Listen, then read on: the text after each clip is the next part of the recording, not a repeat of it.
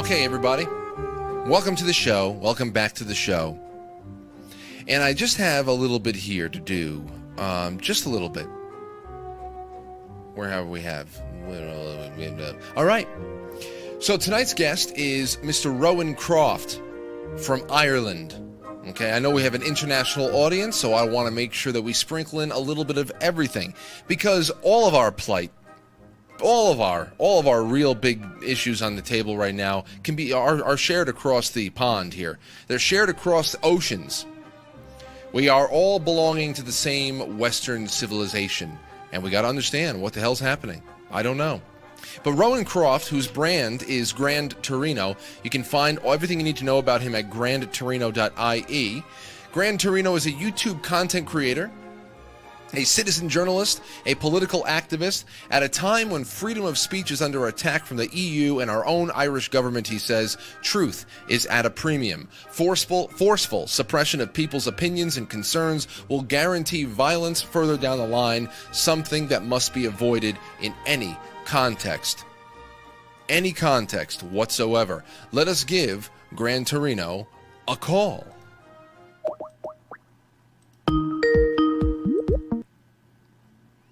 Rowan, are you there? I'm here, sir. How am I coming through? 555? You sound fantastic, my friend. Very good for sitting in a car, right? Yeah, I managed to get some power, and then I managed to, pretty much get myself set up, so no rush, no panic. Well, either way, it's great to have you on, and finally great to have you on the show, because for a while there we were playing tag on email, and it's awesome, great, and also your work. The reason why I was really excited to getting you on at all costs is that I feel that your work, your commentary, your concerns run parallel to the work that is really being done here in the United States by so many people and also elsewhere in Europe. Why don't you give people a little bit of the background on what inspired you to get started on this very necessary line of work that you're in right now? Well, I appreciate the compliment, and thank you very much. And I've seen many of your great podcasts too, and I'm a big fan. For me, just to cut straight to it, and am I coming through? Still coming through? You sound great, yeah. Sorry about that, brother. Yeah, hello, Chad. How are you doing? Thanks for inviting me onto your show. Absolutely. Well, it's great to have you.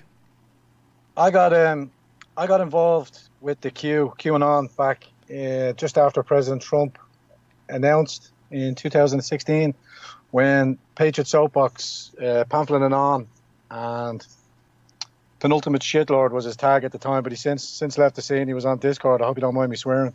No, not at all. In fact, I didn't even know that you knew the guys at Patriot Soapbox and all that stuff. I found your stuff, I guess, in a vacuum. So it's cool to know that we have some mutual acquaintances. Yeah. Yeah. Well, pamphlet came on to Alex Jones a couple of years back, and when Q first started posting, and he was looking for researchers. So I got myself on Discord because I was still channel surfing on YouTube and just basically red pilling slowly.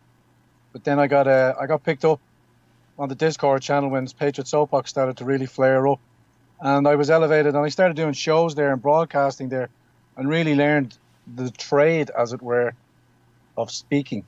But then to come to the understanding of what the Q phenomenon was about and what was unfolding. But having travelled through the horrors of MK Ultra, getting to grips with the adrenochrome situation, I'm going to keep it brief because I'm pretty sure most of your listeners are aware of exactly what I'm saying, because these type of conversations I can't have with anyone over here. So it's a real. I could go back to the Patriot Soapbox, don't get me wrong, but I'm just so busy doing what I'm doing. No, I get you, and yeah, absolutely. People will know what you're talking about, and I know what you're talking about as far as thinking about how to the themes that have been brought up in the last few years alone. I mean, we've been talking about this on this show for over 10 years now, but as far as the themes that have been brought up recently have been so diabolical and gigantic in nature that it creates a problem just in how a person will choose to even bring up portions of these topics with people who haven't even heard them before, because they can sound so outlandish and quite frightening, to be honest. But as you always say, speech is everything, and we aren't passing laws here in the U.S. like we see in the EU, as far as where it's starting to get frowned upon to question anything that the UN does with migrant quotas or whatever it is, or even just going after the press itself. But you have to be noticing what's going on even over here in our college campuses, what they've devolved into. So I think we're all sharing common ground as far as seeing the erosion of free speech, or at least the spirit that has built up around it. Yeah, well, I keep an eye on the American situation because, as I said, getting involved with Q so early and coming to all those understandings early, I felt I had a leapfrog on other people here, or I was given early access to this wave of nationalism that was coming. But I'd spent 6 to 10 months with the Patriot Soapbox before I came to the conclusion that I needed to start broadcasting here. I needed to start speaking out on simpler terms, because I knew I couldn't wait for everybody to go through that process that you go through, and your viewers and your listeners over there in the United States are going through at the moment. And I do see your culture changing. I do see Fleckes, I see Milo, and while I'm on the subject of naming names here, name dropping, I'm a big fan of Hotep.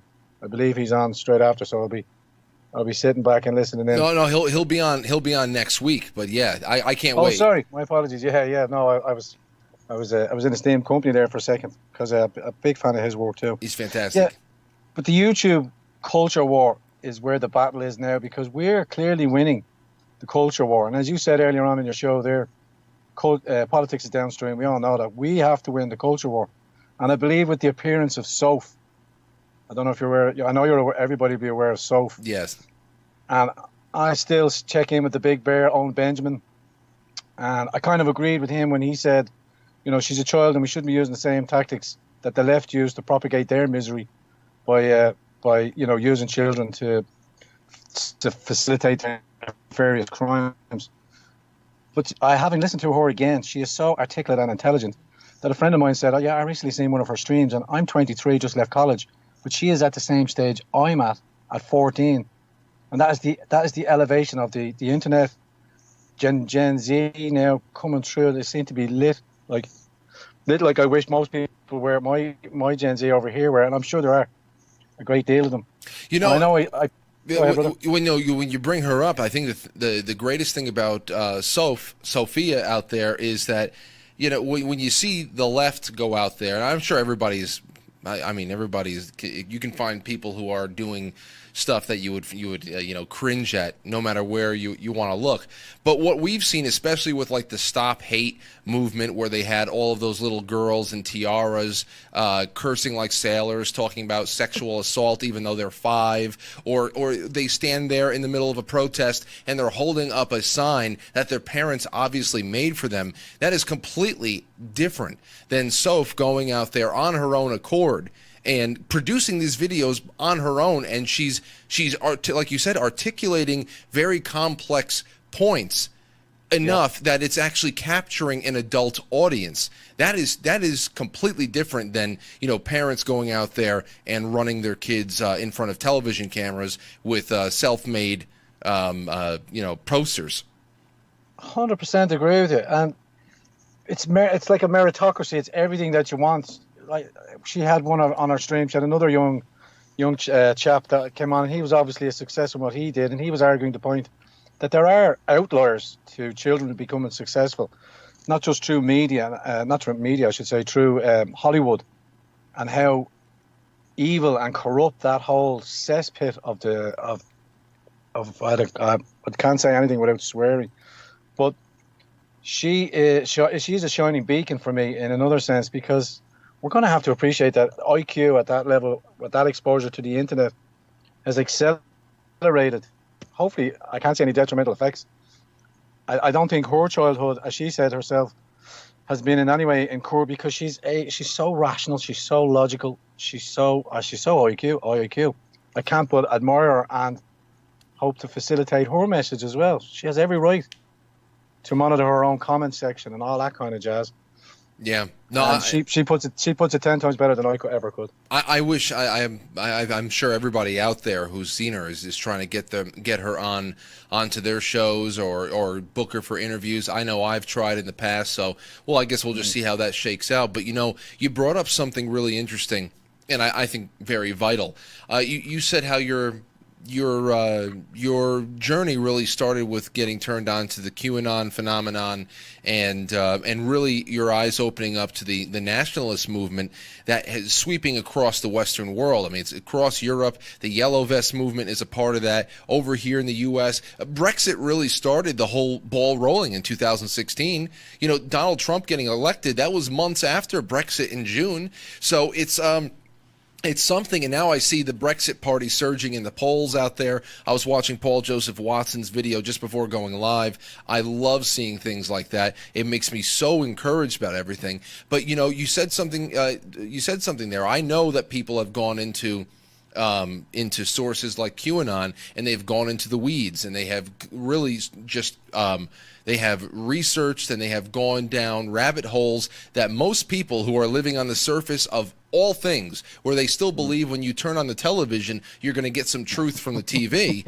I mean, those people are not ready for anything that resembles those rabbit holes. So I think it's really admirable and smart of you to have taken that and see where the winds were blowing, see that it's time for change, and to actually translate that into very easy to tackle conversations about just something as simple as migration. And you do that on your channel so well. Everybody should be checking out the Grand Torino channel. I have Rowan's URL on the screen. Check it out at any point. Now, with migration here, nations that belong to the EU have really been pressured in a big way to take on sometimes millions of migrants from the third world. And Ireland is no exception. And I read recently that that Ireland was being pressured to take up to 1 million migrants over the next couple of years or whatever it was. I don't know if that's still true, if it was still a rumor, but could you paint us a picture as to what your country is facing when it comes to accepting refugees?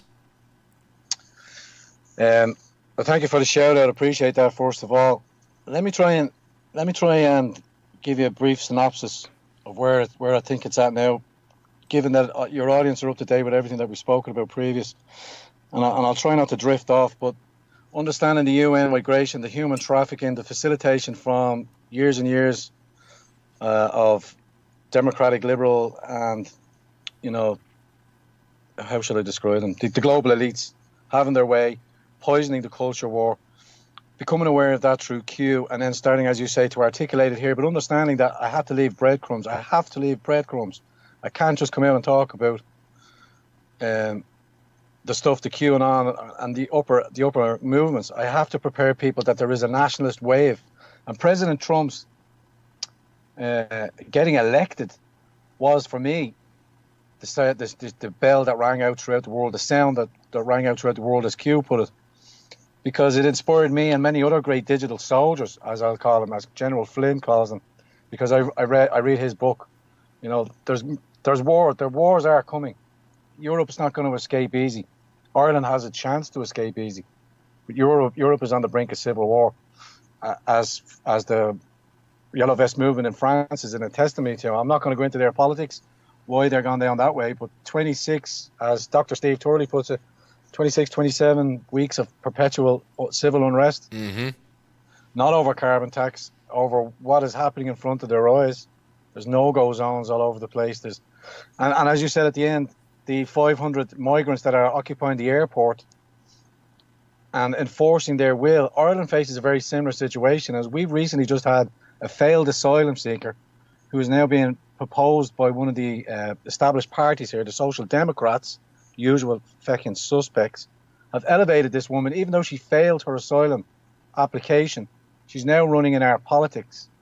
And we all know the game plan. We know Pamela Geller articulates it really well. Look at the Lebanon. You get to 16, 18% foreign national, and they start taking into your politics. They start inserting themselves in your politics. Well, I know the UK. The UK has at least 6 or 8 major cities that have Muslim mayors now, and we see dozens of Sharia courts and councils that are everywhere. We know about the no-go zones. Those are not rumors. Those are not just hearsay. No. They are confirmed. We also have seen these decades-long, at this point, Asian grooming gangs. They call them Asian gangs, which of course means they're probably from Pakistan or something like that. Yeah. And so there's a lot of different types of underground sex trafficking stuff that's going on. A lot of things that are being covered up and also petitioned for more. And I'm looking That's happening here. Yeah, in Ireland as well? It's here. It's still underground. It's at the early stages. We're at 20% foreign national.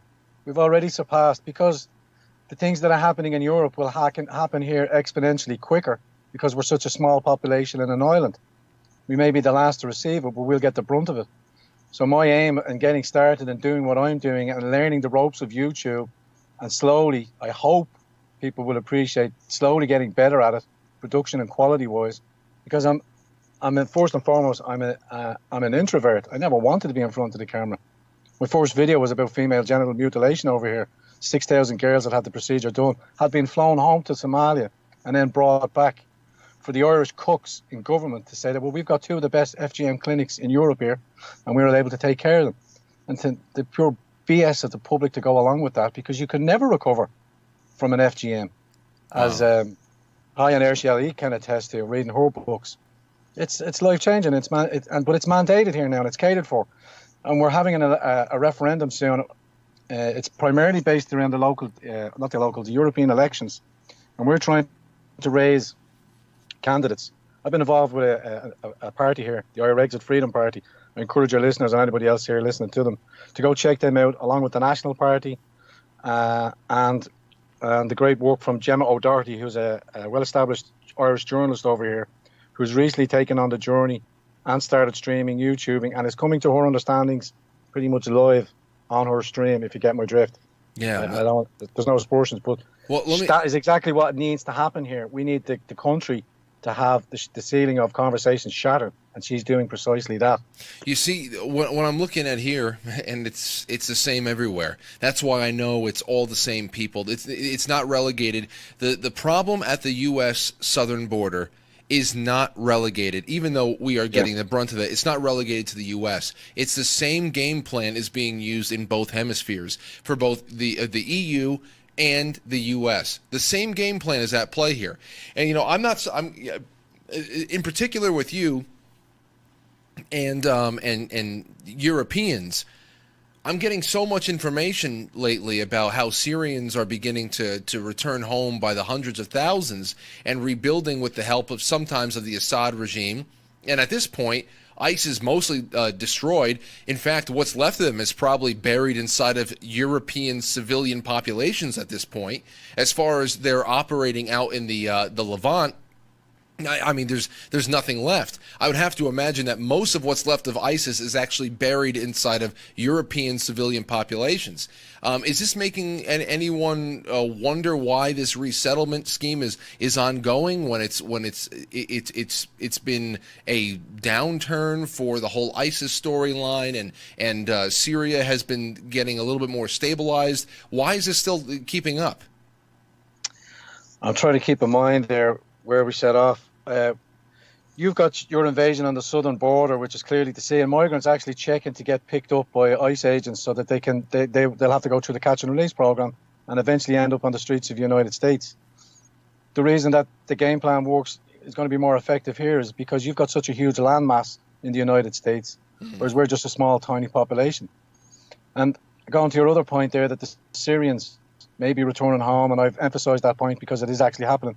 But our corporate Mockingbird mainstream media over here doesn't cover that, still perpetuates under the guise with the NGOs here, facilitated by ENOR, paid for by Soros. It's all happening here. So I can see, it's like being Sun Tzu. I can see the game plan. I read it when it started happening in the United States. I know what they're up to. So this is my channel is ringing the bell, not for profit, not for money, not for anything, but it's gaining in provenance and profile. But the Syrians returning home, just to finish off, they may be returning home, but the Pakistanis, the Nigerians, the Albanians, the free movement of the Europeans, we have self-deportation. So if we don't deport, they get to stay here, are told to self-deport, And now another ruling comes in and says, well, if they're here for 3 years, they'll gain citizenship. It's a mockery. It's a nonsense. But we know that the globalists want to flood Ireland, and it's happening. Some towns here have already reached 45% foreign national population. 45. Counties.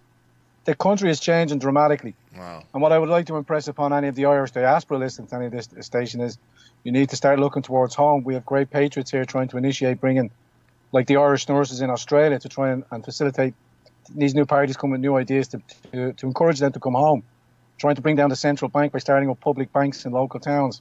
That's happening. And people have been aware and are working on the ground. But they've had no voice, like you've had with President Trump, to articulate these needs and break that scene. But I encourage people to watch my very last YouTube stream, which I just launched tonight. And I interviewed a professor, Dolores Cahill. I believe I have found, and I'm not claiming credit for it because she is her own person, our Irish Trump. Why? She gets elected. Dolores, so it's Cahill or Cahill? So it's Dolores. She spells it not differently than the Irish version. Professor Dolores Cahil, single L. Professor Dolores Cahill. Well, definitely, everybody go check that one out for sure. Check her out. But check out the last stream, and you'll get a complete sense of who she is, what she is. We got straight talking, and we skirted the lines.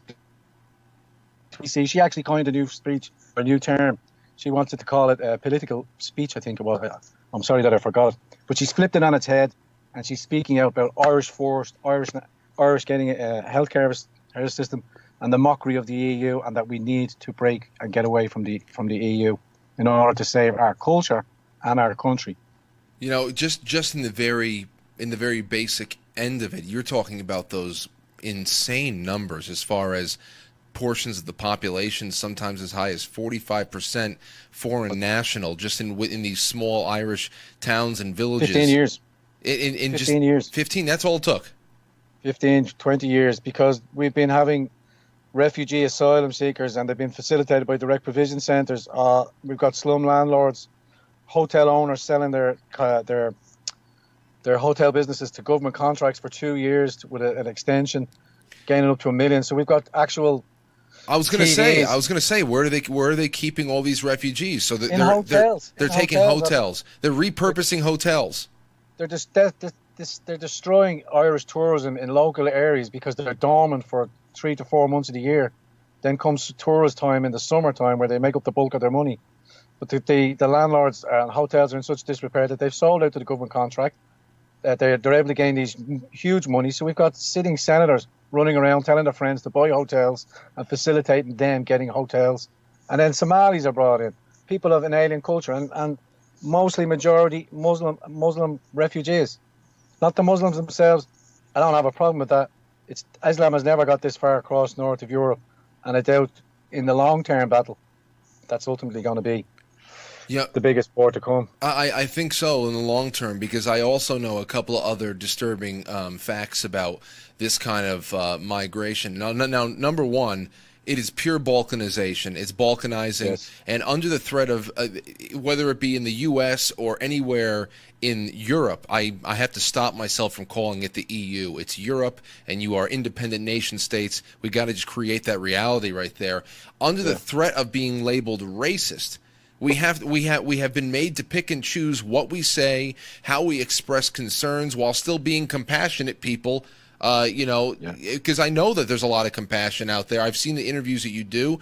You know, I know that I've actually watched enough of you to know how annoying it is for you to have any of your guests have to, precipitate an honest conversation about society by imploring the viewer to know that they're not racist before they say anything going forward. They're not racist. And I understand how frustrating that is, because it's getting that way over here in the U.S. too. But there is a balkanization going on. No one is integrating. No new migrants in the U.S. and the people who have called the U.S. home for generations are already, they're literally being taught to hate our country and have no respect for it. So there are people who see this destruction as beneficial, whether it be North America or Europe. It's all the same people at play. I think you put some good spotlight on who that should be. But another thing there is second and third generation immigrants are integrating less than their parents. It's happening here too. Exactly the same thing happening here. Yeah, that was something I saw coming out of Sweden when they were starting to talk about a lot of the uptick in crime from Sweden, that there was a statistic that was growing larger and larger and becoming more of a problem, that it was second, especially for Muslim refugees or asylum seekers or whoever, if they were transplanted from the Middle East and those Middle Eastern cultures, there was a trend of second-generation radicalization that nobody could account for that was happening through the internet. That happened. That's happened throughout the UK. I used to live in the UK. I could see that happening. Tommy Robson spoke about his hometown, Luton, being the epicenter of Wahhabism in the UK, and it trained and shipped out radical imams throughout the rest of the country. And there's a strong foothold of radicalism in the UK. Same in Sweden. When Sweden just accepted so many numbers, and I know from my time visiting Germany and stuff like that the migrants came in and the forward echelon of the migrants, I should say, would send the word back as to the most, what would be the word, the most welfare friendly that would give them, and Sweden would pay €1,500 a month. Wow. I mean, there's no incentive to work on that because it's just gone so beyond liberalism in Sweden. It's gone suicidal. It's actually gone suicidal because nobody hears of the mass gang rapes, the murders that's going on, and people are afraid to talk about it because not only for racism and stuff like that, because there's an actual invasion going on. It's an invasion of a different type. And I'm not sorry for using that word, because even the soldiers in that invasion don't know that they're part of it, because they're just seeking a better life for themselves. And they see that there's an opportunity to make money, and they're being told, and the messages are being shipped back. We see that through the human trafficking that Lauren Southern's going to expose in her documentary Borderless when that comes out. It's a huge human trafficking.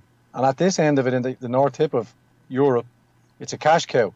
But when the numbers really pick up, and that they will in a brief period of time, there'll be conflict on the streets, because we've already got Nigerian second-generation youths now going around in gangs of 30 and 40, assaulting and mugging and threatening, same as what you have with the Somali youth over in Massachusetts or in the same district as Minnesota. That's I knew it was there. What's that senator's name? Imran Awan. No, Imran Awan. I'm sorry. It was Imran Omar. Omar. Imran. See, I got all the Awans and the Omars mixed up. There's your evidence right there in front of your face. It's there for all to see. Mainstream can't hide them facts. So that's part of the long-term battle. Second generation. They have the entire district. They have the entire district. See, you know how you're talking about here? It's the same exact thing where you have these concentration, this really deep concentration of foreign nationals, and all of a sudden they start getting political representation. We have pretty much a representative from Somalia in the U.S. House of Representatives. That's really what it is. These are not assimilated people. They have assimilated. Never forget. No, they've assimilated to the politics and the campaign slogans of the modern Democrat Party. But these are not Americans. These are not small government live and act locally people. These are fascistic groups. And you brought something else up there too that I want to jump on, and that is another real big clue that this is really under the control of something much bigger than local politics, and that's when it comes to the economic impact. You brought up Sweden and all of the welfare there. Now, no matter how we break down the cost, no matter what the exchange rate is under any currency, to pay for one migrant's welfare cost always ends up being enough to support at least a dozen more people to be able to stay in their homes. So to say, I'm going to give somebody, $1 million over the course of a lifetime to stay in Europe because you say you want to help them, when for the same amount of money you could have helped 15 people stay in Syria and rebuild their homes. It doesn't make sense to me. Why do you need them to be in Europe? That does not make sense to me. It's suspicious. We need to break away from the fact that we're helping Syrian refugees or war-torn refugees, because that's not the case. Only 8% of actual bona fide refugees that apply for asylum here are true government statistics, are actual refugees. The Syria war is over. We know that President Trump's destroyed through the General Flynn, two General Flynn's handling of the situation. ISIS are defeated, but Al-Qaeda move on. I don't want to go down that rabbit hole. I want to go back to your earlier point about the Imran and having political Islam in your politics now. You have to understand, she is just a figurehead because she wears the uniform of political Islam by wearing her scarf on her head. She ascribes to that thing. And Somalians are notorious for following a certain version of the Quran. Now, I have to, not that I'm going to be guarded here, because I know you're transmitting from the United States, but it's still risque enough for me to be speaking like this, because I know many of my detractors will follow and watch this, as they have done with the Patriot Soapbox, and I had to stop broadcasting there because they were using that information against me. I got doxxed, my business was destroyed, and now I'm a YouTuber full-time.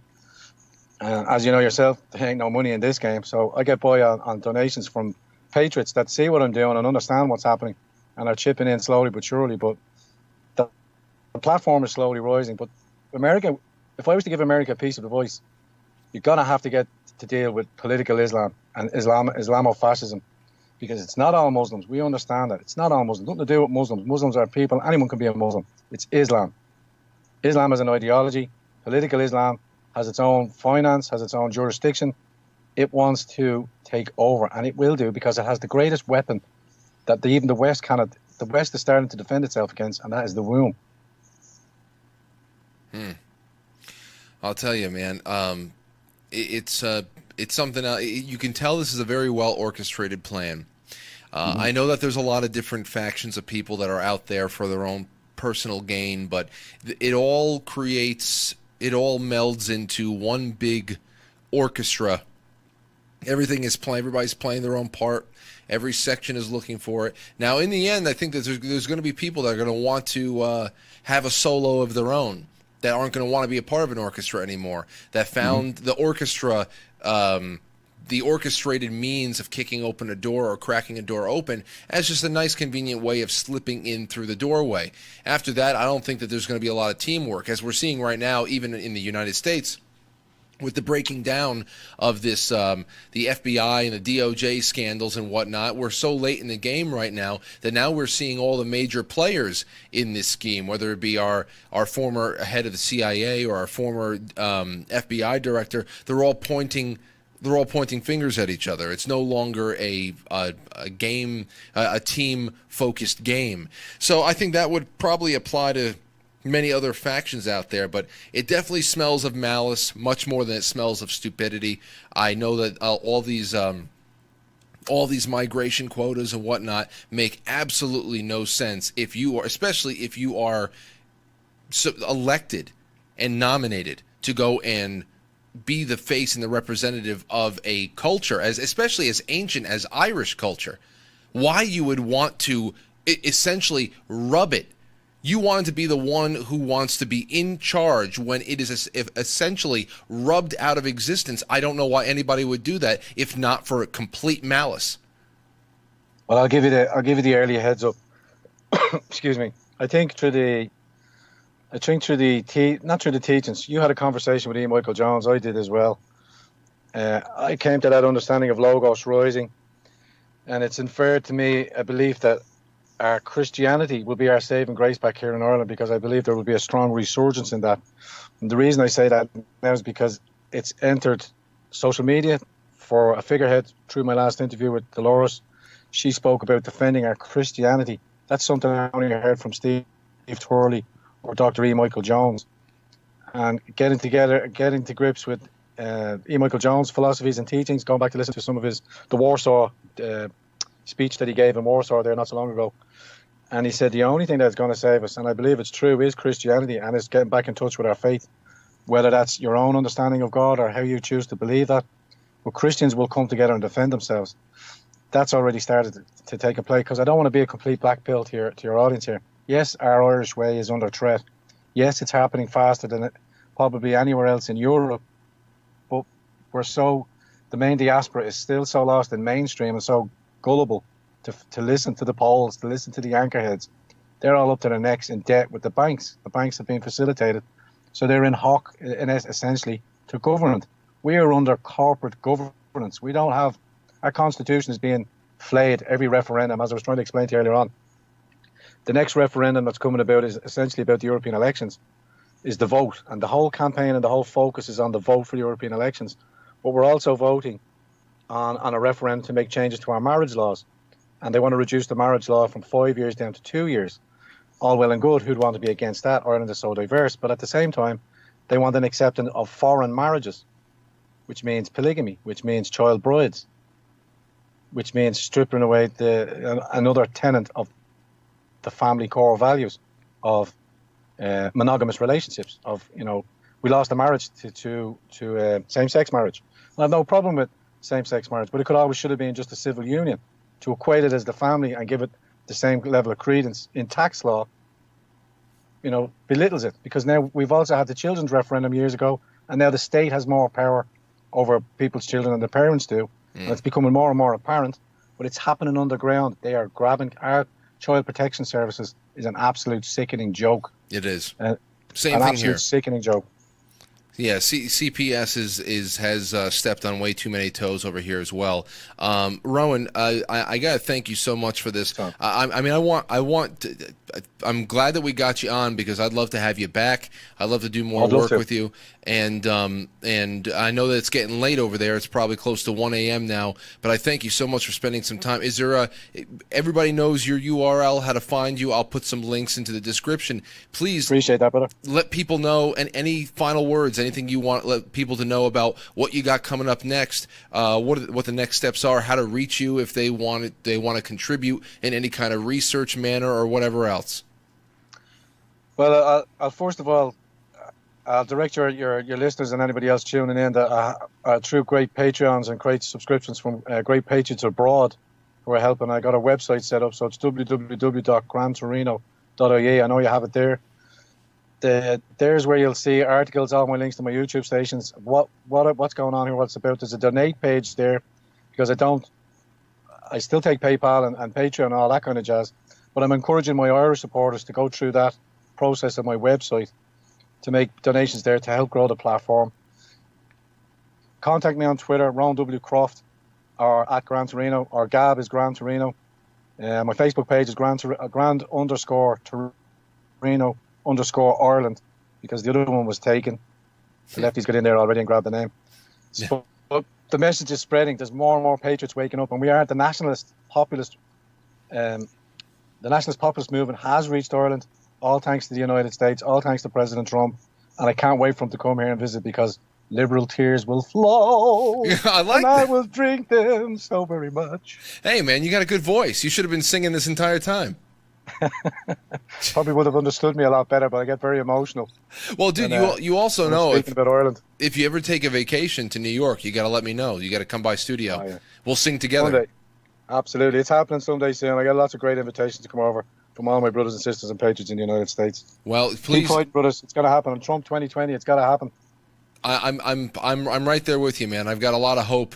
Got a lot of hope for the future, and just know you got friends over here with this show. So keep in touch, and thank you so much for coming on tonight, man. Bye bye, 5. All right, take care, everybody. This is Rowan Croft. Rowan Croft, GrandTorino.ie. A great one. That was a great one.